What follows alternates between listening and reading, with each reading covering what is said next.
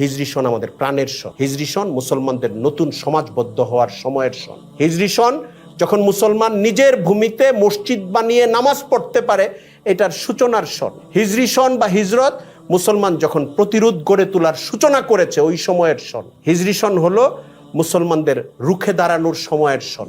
এবং এরপরে আজকে আমরা 1400 বছর পরে দিন পাচ্ছি, আমাদের অনেক নাকাবেলিয়াত আছে, অযোগ্যতা আছে, অনৈক্য আছে, গাফলতি আছে, মুনাফিকি আছে। এর জন্য পৃথিবীতে আমরা একটু মজলুম অবস্থায় আছি। কিন্তু সারা পৃথিবীর জায়গায় জায়গায় মুসলমানরা যে ছড়িয়ে থাকার সুযোগ পেয়েছে, হিজরত তার মধ্যে একটা বড় ঘটনা, বড় কারণ। আল্লাহ নবী সাল্লাল্লাহু আলাইহি ইসলামের প্রত্যেকটা মাইলস্টোনই বড় কারণ, কিন্তু হিজরত একটা বড় কারণ। আমাদেরকে একটা সমাজ উপহার দিয়েছে হিজরত। আজকে হিজরি নতুন বছর বা হিজরি সন নিয়ে কয়েকটি কথা আলোচনা করার ইনশাল্লাহ চেষ্টা করব। পৃথিবীতে অনেকগুলি সন চালু আছে, বর্ষ গণনা, কিন্তু বাংলাদেশের মতো দেশে বহুল প্রচলিত 3টা বর্ষ বা 3টা সন। খ্রিস্টীয় সন বা ঈসাই সন বলি আমরা, জানুয়ারি থেকে ডিসেম্বর পর্যন্ত। বর্তমান সময় হইল 2024 সন, জুলাই মাসের আজকে 6 তারিখ। আর বাংলা সন হলো 1431 সনের আষাঢ় মাসের শেষ দিকে আছি আমরা। আর আরবি সনে আমরা আছি 1445 হিজরির শেষ মুহূর্ত, অথবা যদি চাঁদ দেখা যাওয়ার খবর চলে আসে তাহলে 1446 হিজরির প্রথম মুহূর্ত হিসাবে এই সময়টা হবে। যে কোনো সন বা বর্ষের হিসাবের ক্ষেত্রে এখানে প্রধানত 2টা দিক বা 2টা আঙ্গিক বা 2টা দৃষ্টিকোণ বেছে নেওয়া হয়েছে। একটা হলো সৌরবর্ষ, আরেকটা হলো চান্দ্রবর্ষ। চাঁদ কেন্দ্রিক যে বছরের হিসাব, এটাকে চান্দ্রবর্ষ বলে, আর সূর্যকেন্দ্রিক যে বছরের হিসাব, এটাকে সৌরবর্ষ বলে। সৌরবর্ষ হিসাবে গণনা করা অথবা চলা নিষেধ এমন কিছু নাই, কিন্তু ইসলামী বর্ষ বা হিজরি সন হলো মুসলমানদের নিজস্ব সন। অনেক বড় ফকিহদের সঙ্গে আমি কথা বলেছি, ওনারা বলেন যে এটাকে শুধু আরবি সন মনে না করা, মুসলমানদের জীবনযাপনের সঙ্গে এই সনটার সম্পর্ক এত গভীর, এত ওতপ্রোত, মুসলমানদের জীবন এটার উপর এতটাই নির্ভরশীল, যেটা আসলে ইসলামী একটি সন। এজন্যে ফিকহের কিছু দৃষ্টিভঙ্গি আছে এই ক্ষেত্রে, আমি ওই কথায় পরে আসছি। তো যে কোনোভাবেই একটা বছর শেষ হওয়া এবং আরেকটা বছর শুরু হওয়া, এটা যদি আমাদের বাংলাদেশে প্রচলিত সনগুলির হিসাবে 3বার আসে, যেরকম ইংরেজি সনের শুরু, তারপর বাংলা সনের শুরু, হিজরি সনের শুরু, অথবা আরও কোনো মাধ্যম আসে সনের বাইরে, মাসের শুরু, দিনের শুরু, সপ্তাহের শুরু, মুসলমান হিসাবে আমরা সময়টাকে কিভাবে বিবেচনা করব? এটা খুব গুরুত্বপূর্ণ একটা প্রসঙ্গ। কারণ আজকের পৃথিবীতে শুধু না, আগে থেকেই সনকেন্দ্রিক নানা রকম উৎসব, হইচই, অর্থহীন বিনোদন, এটার একটা চর্চা ছিল পৃথিবীতে। বিনোদন কেন্দ্রিক একটা কালচার বলি, একটা অভ্যাস বা রেওয়াজ বলি, ঐতিহাসিক প্রাগৈতিহাসিক যুগ থেকেই ছিল, যেটা সঠিক ছিল না। ছিল মানে নেতিবাচকভাবে ছিল। মানুষের অন্য অনেক মন্দ কর্মকাণ্ডের মতোও এটাও একটা ছিল। বিনোদনের যে উপলক্ষেই মানুষ পায়, উপলক্ষের সঙ্গে যুক্ত হয়ে যাওয়া, এটা শাহওয়াত মানুষকে অনুপ্রাণিত করে, প্ররোচিত করে। শাহওয়াতের একটা অংশ থেকে এটা হয়। কিন্তু মুসলিম হিসাবে আমরা কি করব? মুসলিম হিসাবে কোনো দিনের সূচনা এবং শেষে আমরা কি করি? দেখেন, হাদিসের দোয়াগুলোর দিকে খেয়াল করলে ফজরের পরে আর মাগরিবের পরে আপনি এমন অনেকগুলি দোয়া পাবেন যে রাত শুরু হচ্ছে, দিন পার হয়েছে, এটার জন্য ইস্তেগফার করা, আল্লাহর কাছে রাতের সময়টার নিরাপত্তা চাওয়া, সময়ের পর্বগুলো থেকে আরেকটা পর্বে ঢুকলে আল্লাহর কাছে আশ্রয় চাওয়া, মাফ চাওয়া, আমার রাতটা যেন ভালো হয়, আমার সন্ধ্যাটা যেন সুন্দর হয়, আবার ফজরের পরে আমার দিনটা যেন আজকে ভালো যায়। অনেকগুলি দোয়া আছে। এটা সবাহ আর মাসা আরবি শব্দ, সকাল সন্ধ্যার দোয়া হিসাবেই অনেকগুলি দোয়া আছে। আসবাহনা, আমসাইনা, এই শব্দগুলো ব্যবহার আছে। তো এই জন্যে বোঝা যায় সময়ের একটা পর্ব থেকে আরেকটা পর্বে প্রবেশ, সময়ের একটা অংশ থেকে আরেকটা অংশে প্রবেশের ক্ষেত্রে মুসলমানদের নিজের ভেতরে স্বয়ংক্রিয়ভাবে একটা অ্যালার্মিং সিস্টেম জারি করা দরকার। কি সেটা? আমি পিছনের সময়টার জন্য আল্লাহর কাছে ইস্তেগফার করব এবং সামনের সময়টার জন্য আল্লাহর কাছে পানাহ চাইব। কারণ আমি জানি না আমি কতদিন বাঁচব। আমার করণীয় কাজই এটা, যে সময় যেটা পার হয়ে গেছে কতটা সুন্দরভাবে কেটেছে মানুষ হিসাবে, যতটুকু কেটেছে, কিন্তু অনেক ভুল তো আমাদের এমনিই হয়। নামাজের মধ্যে পর্যন্ত, নামাজ শেষ করার পরে মাসনুন একটা তাসবিহ হইল আস্তাগফিরুল্লাহ আস্তাগফিরুল্লাহ আস্তাগফিরুল্লাহ। দৃশ্য তো মনে হয় এতক্ষণ তো ইবাদত করলাম, তাহলে ইস্তেগফার কেন? যে নামাজের মধ্যেই যতটুকু মনোযোগ আমার কাছে কাঙ্ক্ষিত ছিল, প্রত্যাশিত ছিল, বিধিবদ্ধ ছিল, মতলুব ছিল, এটা তো আমি দিতে পারি নাই। আসলে এই নিবেদনটা আমার ক্ষেত্রে ঘটে নাই। তাহলে আমি কি করব? যদিও আমি ইবাদতে ছিলাম, আমার ওই ত্রুটিগুলির জন্যে আল্লাহর কাছে ইস্তেগফার করি, আস্তাগফিরুল্লাহ আস্তাগফিরুল্লাহ আস্তাগফিরুল্লাহ। তো আমরা যেরকম আজকে যদি নতুন একটা বছরের সূচনা হয়, এটা হিজরি হোক, ঈসাই সন হোক, বাংলা সন হোক, বা নতুন মাসের সূচনা হলে যখনই এটা বুঝবো যে একটা সময় তো আমার কাছ থেকে চলে গেল, আমি আরেকটা সময়ে ঢুকছি, আর মানে হলো দুনিয়াতে আমাকে যে হায়াত দেওয়া হয়েছিল আমি কিন্তু একটা টাইম পার করে আসছি এবং সামনের টাইমের দিকে চলে যাচ্ছি, মাইনাস হচ্ছে আমার বয়স বা আমার জীবন, আমার সময় কাটছে, কমছে। আমি আল্লাহর কাছে পানা চাই, মাফ চাই, দোয়া চাই, আল্লাহ যেন আমাকে ক্ষমা করে দেন এবং সামনের সময়টা আমার জন্য কল্যাণ দান করেন, আমি দিনের উপরে চলতে পারি, দুনিয়াতেও কল্যাণের সঙ্গে চলতে পারি। রব্বানা আতিনা ফিদ দুনিয়া হাসানাতাও ওয়া ফিল আখিরাতি হাসানা ওয়া কিনা আযাবান নার। আল্লাহ আমাকে দুনিয়াতে এবং আখিরাতে কল্যাণ দান করেন এবং আমাকে জাহান্নামের আগুন থেকে আপনি বাঁচান, রক্ষা করেন। মানে মুসলমানের চাওয়াটা, দুনিয়ার কল্যাণ চাওয়াটা মানে কোনো খারাপ না, কিন্তু দুনিয়ার কল্যাণ মানে দিনের সঙ্গে যে কল্যাণ, দুনিয়ার কল্যাণ, দিন মুক্ত কল্যাণটা দুনিয়ার দিনই দৃষ্টিতে এটাও দুনিয়ার কল্যাণ না। আসলে হালালের উপরে থাকা, ভালো সম্পর্কের মধ্যে থাকা, জীবনযাপনের নৈতিকতা যেটা দিন আমাকে দান করেছে ওইটার সঙ্গে থাকা, এর মধ্যে দুনিয়ার দৃষ্টিতেও মানুষ এটাকে কল্যাণ মনে করে, কোনো সমস্যা নেই। কিন্তু আমাদের গোল হলো আখেরাতে নাজাত পাওয়া। এই জন্য আপনি অনেক দোয়ায় এটা পাবেন। দোয়াটা খানা নিয়া, দোয়াটা অজু নিয়া, দোয়াটা রিজিক নিয়া, আপনি শেষে দেখবেন আছে আল্লাহ আপনি আমাকে জাহান্নাম থেকে মুক্তি দান করেন। মনে হবে শেষ এন্ডিংটা হলো, ফুল স্টপটা হইলো জাহান্নাম থেকে মুক্তি দান করেন, অথচ দোয়া হচ্ছে আপনি একটা কেক খাইতেছেন, এখন এই খাওয়া নিয়ে পানি নিয়ে দোয়া হইতেছে, দোয়ার শেষ হইলো আল্লাহ আপনি আমাকে জাহান্নাম থেকে মুক্তি দান করেন। কেন? এটা এই জন্যে যে আমাদের দৃষ্টিভঙ্গি, আমাদের চিন্তা এবং আমাদের জীবনের গন্তব্যই হইল জাহান্নাম থেকে মুক্ত হয়ে জান্নাতের দিকে যাওয়া। এটা যেন আমাদের দোয়ার মধ্যে থাকে, প্রাত্যহিকতায় থাকে, সকাল সন্ধ্যায় থাকে, বছর এবং মাসের প্রত্যেকটা পর্বে থাকে। এই জন্যে হিজরি সনের সমাপ্তি বলি আর সূচনা বলি, এখানেও আমরা আল্লাহ তাআলার কাছে দোয়া করব।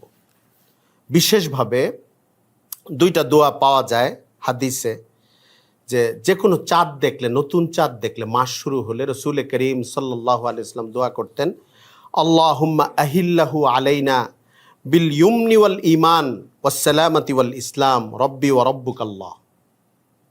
তর্জমা কত সুন্দর দেখছেন, বিল আল্লাহুম্মা আহিল্লাহু আলাইনা, আল্লাহ এই মাসটাকে আমাদের মধ্যে যে প্রবেশ করাচ্ছেন আপনি এমনভাবে করেন, বিল ইয়ুমনি ওয়াল ঈমান, কল্যাণের সঙ্গে এবং ঈমানের সঙ্গে, ওয়াস সালামাতি ওয়াল ইসলাম, শান্তির সঙ্গে এবং ইসলামের সঙ্গে। মানে আমাদের দোয়ায় যেন আল্লাহ আমাদের দেশে আপনি খুব উন্নতি দান করেন। এইটুকু থেমে গেলে বুঝতে হবে ইসলাম আমাকে যতটুকু দোয়া করতে বলছে আমি সবটুকু করি নাই। আমি বলছি না যে এটুকু করা নিষেধ, এটা হলো অর্ধেক করলাম আর কি। আমি উন্নতি, দুনিয়ার যে উন্নয়ন বলে আর কি, যে বিল্ডিং হইল, প্রযুক্তি হইল, গাছপালা হইল, মাছ হইল, আমরা জগতের সবাই যেটাকে উন্নয়ন বলে আমি ওইটাই বললাম। আমার দোয়া হইতে হবে আল্লাহ আমাকে উন্নতির সঙ্গে এবং ঈমানের সঙ্গে আপনি আমাকে বরকত দান করেন। মুসলমানের দোয়ার মধ্যে এই জিনিসগুলি থাকবে। এই জন্য চাঁদ উঠার সময়, চাঁদ উঠতে দেখলে রাসূল করিম সাল্লাল্লাহু আলাইহি ওয়াসাল্লাম এই দোয়াটা করতেন। আর আরেকজন সাহাবী বর্ণনা করেছেন যে সাহাবায়ে কেরাম নিজেদের মধ্যে এত চর্চা করতেন একটা দোয়া, নতুন মাস বা নতুন বছর আসলেই দোয়াটা করতেন, কাছাকাছি দোয়া, আল্লাহুম্মা আদখিলহু আলাইনা বিল ইয়ুমনি ওয়াল ঈমান বিল আমনি ওয়াল ঈমান ওয়াস সালামাতি ওয়াল ইসলাম ওয়া জিওয়ারিম মিনাশ শাইতান ওয়া রিদওয়ানিম মিনার রহমান। কাছাকাছি, আল্লাহ আপনি এই মাসটাকে বা এই বছরটাকে আমাদের উপরে প্রবেশ করান, আনেন, এইভাবে আনেন, বিল আমান ওয়াল ঈমান, নিরাপত্তার সঙ্গে এবং ঈমানের সঙ্গে, ওয়া সালামাতি ওয়াল ইসলাম, শান্তির সঙ্গে এবং ইসলামের সঙ্গে, ওয়া জিওয়ারিম মিনাশ শাইতান, এবং শয়তানের খপ্পরে পড়ে যাওয়া থেকে সুরক্ষার সঙ্গে ওয়ারিদওয়ানিম মিনার রহমান এবং আল্লাহর সন্তুষ্টি প্রাপ্তির সঙ্গে সাহাবায়ে কেরাম এই দোয়াগুলো করতেন। আমাদের যদি দোয়ার মূল শব্দগুলো ভুলেও যাই, আমরা ভাবটা মনে রাখবো যে আমরা নতুন বছরে যখন ঢুকবো, এটা হিজরি সন হোক, আরবি বাংলা সন হোক, ইংরেজি সন হোক, অথবা নতুন মাসে ঢুকবো, আমরা আল্লাহর কাছে কল্যাণ চাইব, দুনিয়া এবং আখিরাতের কল্যাণ চাইব, দ্বীন এবং ঈমান, সালামত এবং ইসলাম, শান্তি এবং নিরাপত্তা এবং ইসলাম, এটা চেয়ে আমরা আল্লাহর কাছে সময়টার মধ্যে প্রবেশ করার চেষ্টা করব। এটাকে রিমাইন্ডিং বলে, তাযকির বলে। প্রত্যেক মুহূর্তে নিজেকে আবার আল্লাহর কাছে সুপর্দ করা, আবার সুপর্দ করা, আবার সুপর্দ করা। মানুষের জিন্দিগি সুপর্দ করতে করতে চলে যাওয়ার জিন্দিগি। কোনো একজন মানুষ যদি বারবার আল্লাহর কাছে সুপর্দ করতে থাকে, সুপর্দ করতে করতে চলে যায় 80 বছর বয়স হোক, আর 42 বছর বয়স হোক, আর 19 বছর বয়স হোক, সুপর্দের হালতে চলে গেছে, সে সৌভাগ্যবান মানুষ হিসেবেই দুনিয়া থেকে গেছে আসলে। আর সুপর্দ থেকে মুক্ত সে, খেয়াল নাই নামাজের কথা 2 দিন 5 দিন খেয়াল নাই, সকালের সন্ধ্যার জিকির খেয়াল নাই তার। যেহেতু মানুষ আসলে নিউট্রাল না, মানুষের মধ্যে তখন অন্য চিন্তা আসে, বিনোদন আসে, হাসি আনন্দ আসে, নাফরমানির কল্পনা আসে, গান বাদ্য আসে, তার চোখে থাকে, মুখে থাকে। এই জন্য নিজেকে সব সময় জোর করে ইমানের হালতের সঙ্গে, তসবিহের সঙ্গে, জিকিরের সঙ্গে, যখন যে হালটার সঙ্গে ইসলামের যে নির্দেশনা, ঘুরে ঘুরে ওইটার সঙ্গে নিজেকে যুক্ত করা, তাহলে আমি আবর্জনাগুলো থেকে নিজেকে মুক্ত রাখার সুযোগ পাবো অন্তত মূল সময়টায়। আর আমার সফর যদি অনেক লম্বা আল্লাহ করে দেন, 90 বছর, 80 বছর, 85 বছর, আর আমার অভ্যাসটা যদি সুন্দর হয়, তাহলে ইনশাল্লাহ সমাপনটা আমার সুন্দর হবে। কারণ আমার ব্লাডে, আমার মাথায়, আমার রগের রেশায়, আমার ফিকিরে আল্লাহর নাম, আল্লাহর কাছে সুপর্দ করা, এগুলি ঢুকে যাবে, এটা অভ্যাস হয়ে যাবে। মূল সময় আল্লাহ তাআলা আমাকে হেফাজত করবেন ইনশাআল্লাহ। হিজরি সনের ইতিহাস কি? হিজরি সনের ইতিহাস হলো, রসুল করিম সাল্লাল্লাহু আলাইহি ইসলামের যুগে হিজরি সনটা শুরু হয়নি। তবে হুজুর দুনিয়াতে আসার অনেক আগে থেকেই এই 12টা মাস জারি ছিল। 12টা মাস সনটা ছিল, মানে কিভাবে বলবো, এটা কি 10 নম্বর সন না 11 নম্বর সন, এটা ভাগ ছিল না, কিন্তু মাসগুলো ছিল। এটা মুহররম মাস, এটা সফর মাস, এটা রবিউল আউয়াল মাস, এটা রবিউল সানি মাস, এভাবে মাসগুলো ছিল। এই 12টা মাস ছিল, সনের কোনো ক্রমধারা ছিল না। কিন্তু রাসূল করিম সাল্লাল্লাহু আলাইহি ওয়াসাল্লাম দুনিয়া থেকে চলে যাওয়ার পরে হযরত ওমর ফারুক রাদিয়াল্লাহু তাআলা আনহু দ্বিতীয় খলিফা হিসাবে যখন দায়িত্বে আসলেন, 17তম হিজরিতে হযরত রাসূল করিম সাল্লাল্লাহু আলাইহি ওয়াসাল্লাম দুনিয়া থেকে চলে গেলেন 11তম হিজরিতে। এটা পরবর্তী হিসাব। হুজুর যখন গেছেন তখন কিন্তু হিজরি হিসাবে এইভাবে সংখ্যা কেউ গুনে নাই, বরং আপনি সিরাতের কিতাবে পাবেন, আমরা আরবিতে যেটা দেখি, হিজরত পূর্ব 10 নম্বর বছর, হিজরত পরবর্তী 4 নম্বর বছর, মানে 4 নম্বর হিজরিতে এই ঘটনাটা ঘটেছে। নবুয়তের 5 নম্বর বছর আপনি এরকম পাবেন অনেক বর্ণনা যে নবুয়তের এত নম্বর বছরে এটা ঘটেছে, কারণ এটা হিজরতের আগে। যে এখনো হিজরি সন যে দাঁড়িয়ে গেছে, দাঁড়িয়ে যাওয়ার পরেও আপনি মক্কার ঘটনা বলি, হুজুর যখন মক্কায় ছিলেন, এগুলি বর্ণনা করার সময় কিন্তু আপনি বলতে পারবেন না যে এটা অমুক হিজরিতে ঘটছে, কারণ এটা তো হিজরি সনের আগের ঘটনা। হিজরি সনটার সূচনাই ধরা হয়েছে হিজরত থেকে। ফলে আপনি নবুয়তের প্রথম বছর হেরা গুহায় তিনি নবুয়ত পাইলেন। নবুয়তের এত বছর এই হাবশায় হিজরতের ঘটনাগুলো ঘটলো, ওইখানে কথাগুলোকে এইভাবে বলা হয়, কারণ হিজরি সনের হিসাবের আগের হিসাব এটা। যাই হোক, হযরত ওমর ফারুক রাদিয়াল্লাহু তাআলা আনহু 17তম বছরে, এটা ওনার খেলাফতের মাঝামাঝি সময়, কারণ হুজুর সাল্লাল্লাহু আলাইহি ইসলামের রিহলাত হয় 11তম বছর হিজরতের। এরপরে হযরত আবু বকর সিদ্দিক রাদিয়াল্লাহু তাআলা আনহু 2 বছর 4 মাস সময়ের মতো খেলাফতের দায়িত্ব ছিলেন। এরপরে হযরত ওমর ফারুক রাদিয়াল্লাহু তাআলা আনহু আসছেন। তার মানে ধরেন আপনি ওই দিক থেকে 12.5 বছর, 12.5 বছর। আর হিজরতের সনটা, এই সনটার সূচনা হলো কত হিজরিতে? 17তম হিজরিতে। কেমনে হিসাবটা ধরা হয়েছে তখন একটু পেছন থেকে, সাব্যস্ত হয়েছে 17তম হিজরিতে, যখন হযরত ওমর ফারুকের সময় শাসন ব্যবস্থা অনেক বিস্তৃত হয়ে গেল, আরও অনেক অঞ্চলগুলো ইসলামী খেলাফতের অধীনে, মদিনার অধীনে চলে আসলো। বিভিন্ন জায়গা থেকে চিঠি আসে, এমনকি ইসলামী রাষ্ট্রের বাইরের অনেক জায়গা থেকেও চিঠিপত্র আসে, মাসের নামটা লেখা থাকে, রবিউল আউয়াল 12 বা রজবের 1 মাসের নাম দিয়ে চিঠি আসে। চিঠিগুলো যখন ফাইল উল্টানো হয় 1 বছর পরে, 2 বছর পরে, 4 বছর পরে, তখন আর এটা মনে থাকে না, যে এটা একটু ঝামেলা হয়ে যায় যারা রাষ্ট্রের কর্মের দায়িত্ব পালন করে, যেটা আসলে ঠিক কোন সনের, কারণ সনটা তখন ঠিক হয়নি।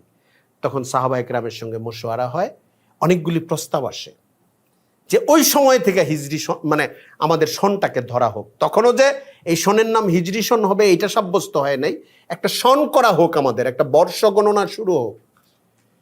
অনেক প্রস্তাব এসেছে, এর মধ্যে খুব প্রসিদ্ধ একটা প্রস্তাব হইল রসুল করিম সাল্লাল্লাহু আলাইহি ওয়াসাল্লামের জন্ম সন থেকে এটা সন ধরা হোক। সাহাবা একরাম এটা গ্রহণ করেন নাই।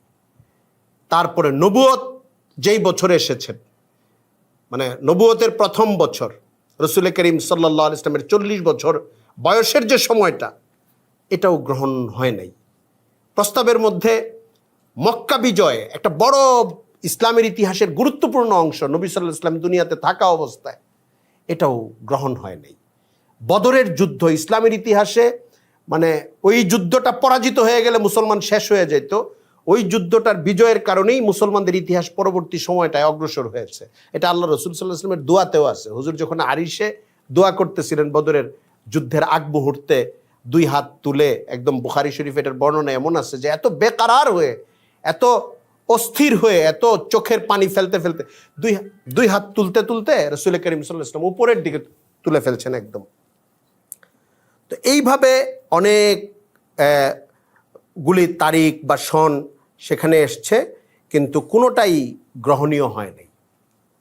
সাহাবা একরাম মিলে গ্রহণীয় হয় নাই, মানে ওনাদের কাছে সাব্যস্ত হয় নাই।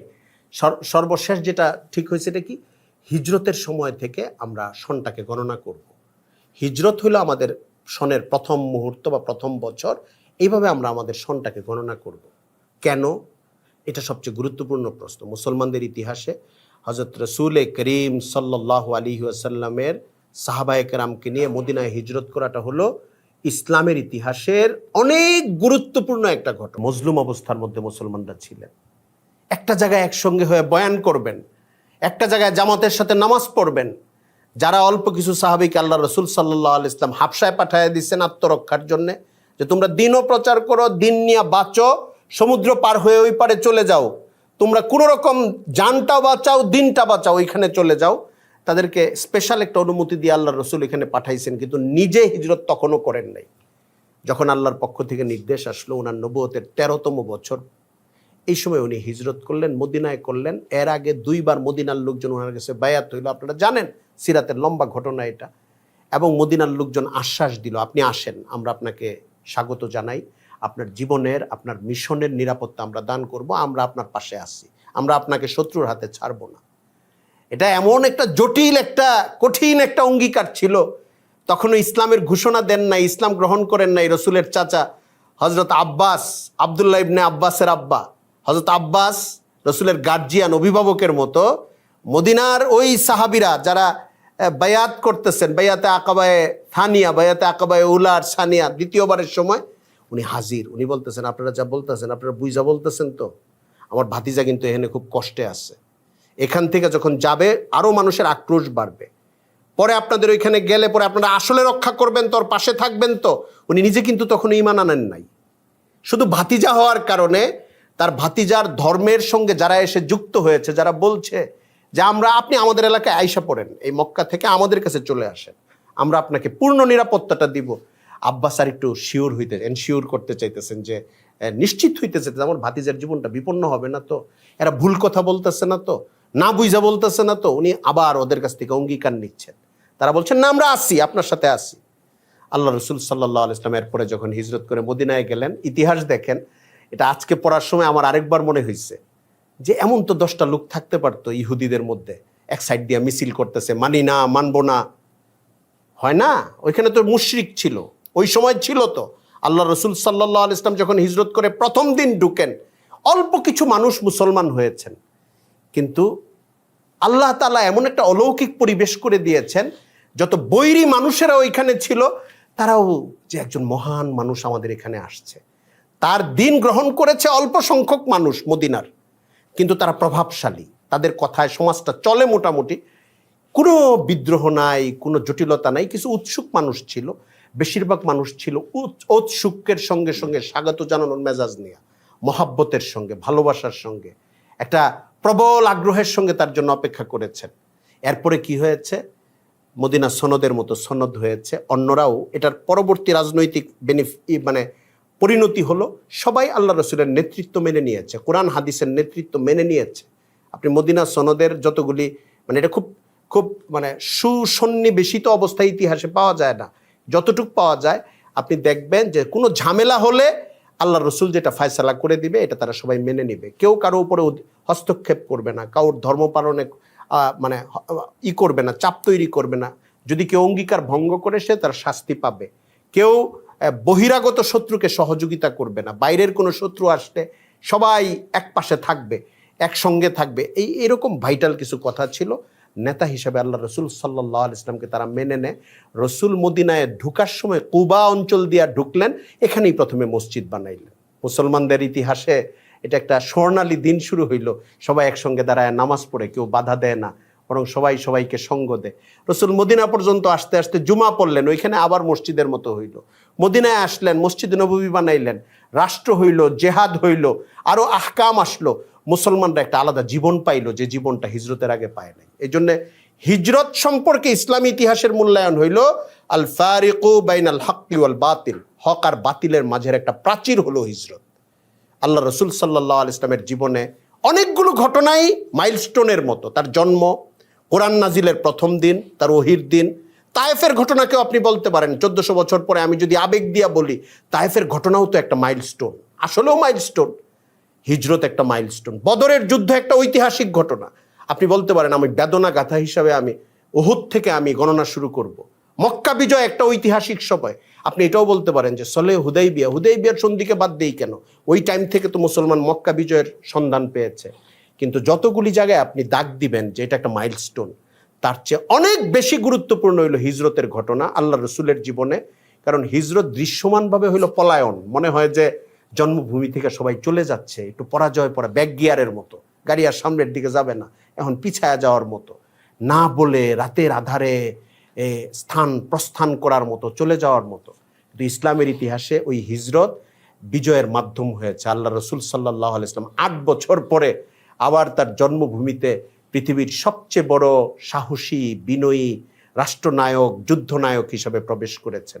এই জন্য হিজরত পুরা মুসলিম উম্মার জন্য গুরুত্বপূর্ণ। যখনই হিজরি সন আসবে আমরা যেন হিজরতের ঘটনাগুলির দিকে আবার তাকাই।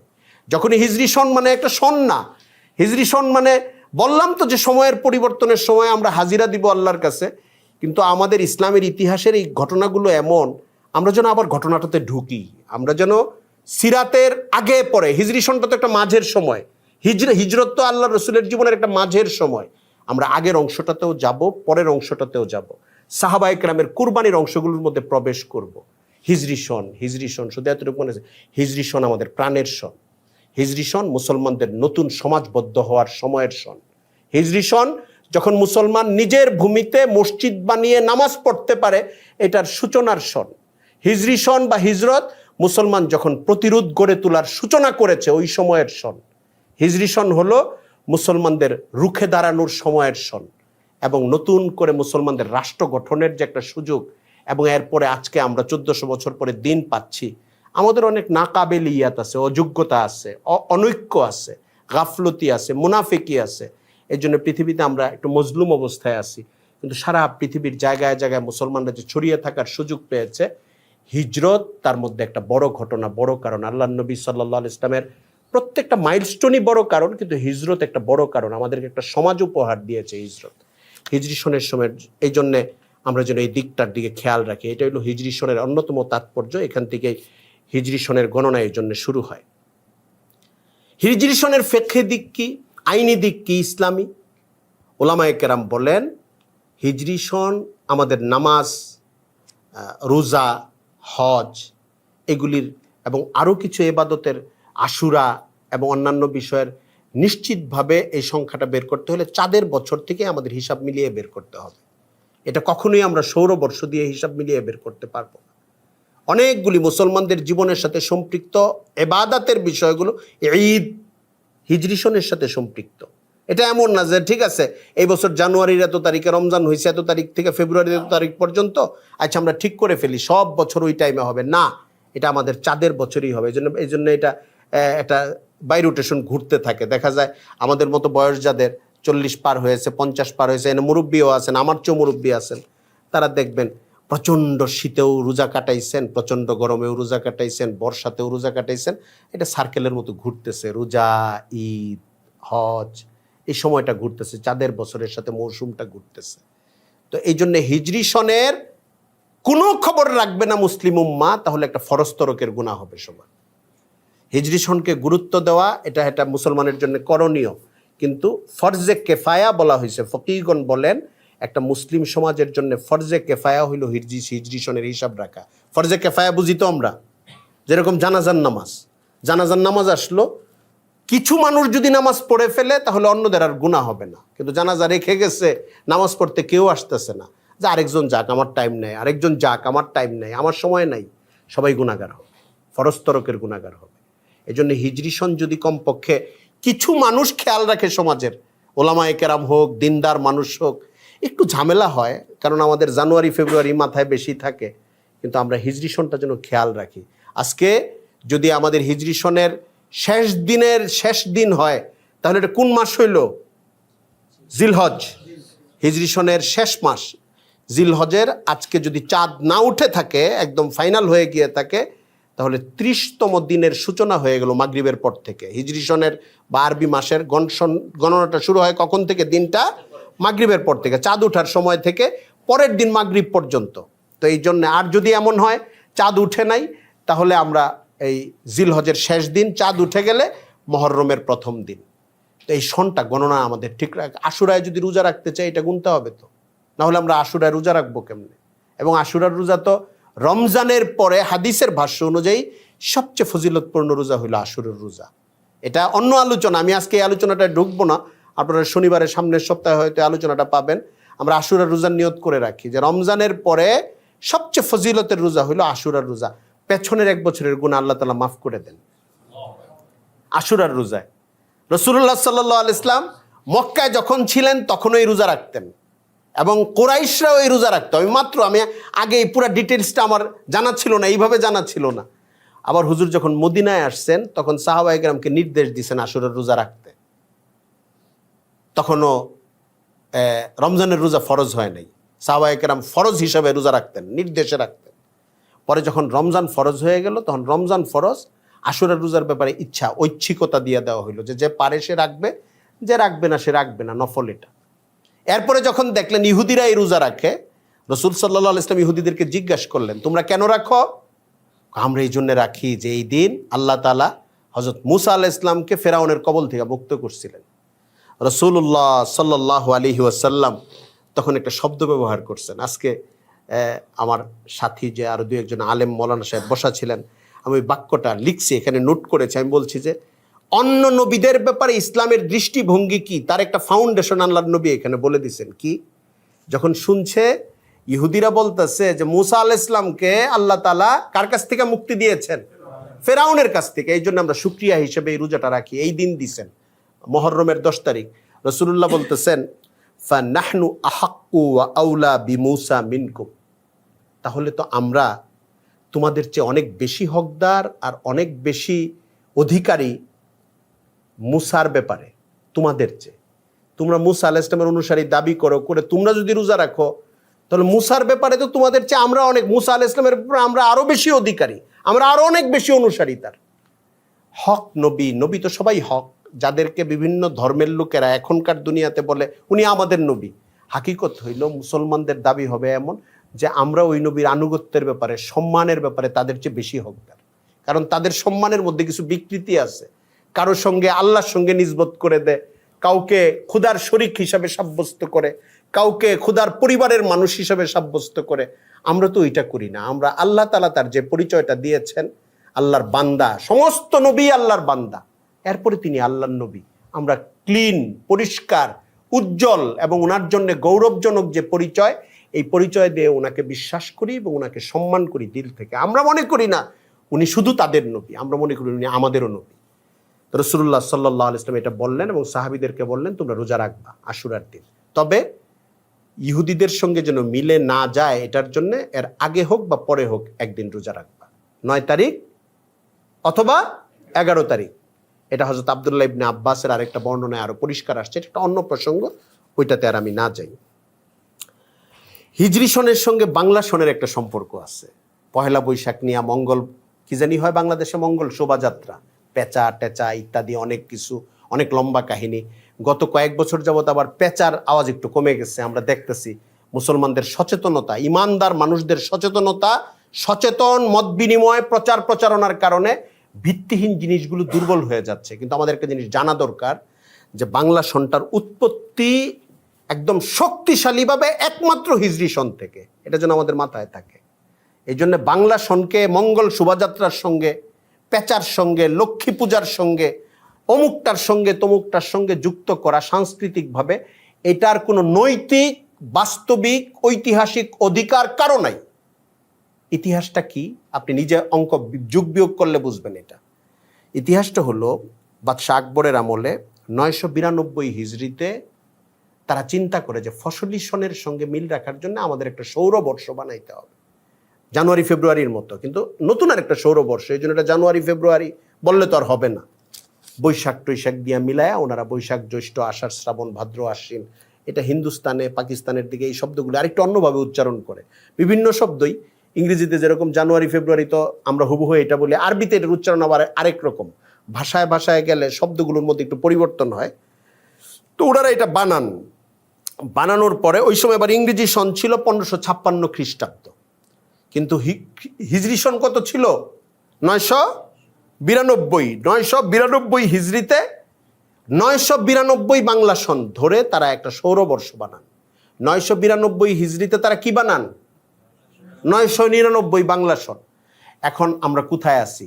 বর্তমান সন কি? 1445 হিজরি, আর বাংলা সন 1431। ব্যবধান কত বছর?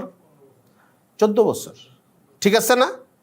আচ্ছা, চান্দ্রবর্ষ এই যে 29-এ যায় শেষ হয়ে যায়, এই জন্য দেখা যায় প্রায় প্রতি বছর সৌরবর্ষ থেকে চান্দ্রবর্ষ 9 থেকে 10 দিন কম হয়, সময়টা কম হয়। 3 বছর চান্দ্রবর্ষে বা কি বলে এটাকে, 1 মাস একটা গ্যাপ তৈরি হয়। 36 মাস থেকে 36 বছর থেকে 40 বছরে 1 বছরের একটা গ্যাপ তৈরি হয়।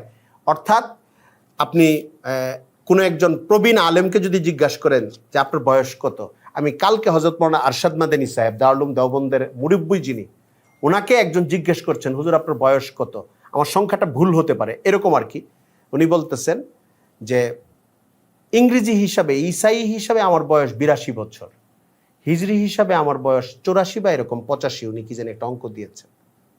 আমি এত মুগ্ধ হইলাম যে হিজরি সনের কারণে এটা যে একটা ভিন্ন হইতে পারে এটা ওনার মাথায় আছে।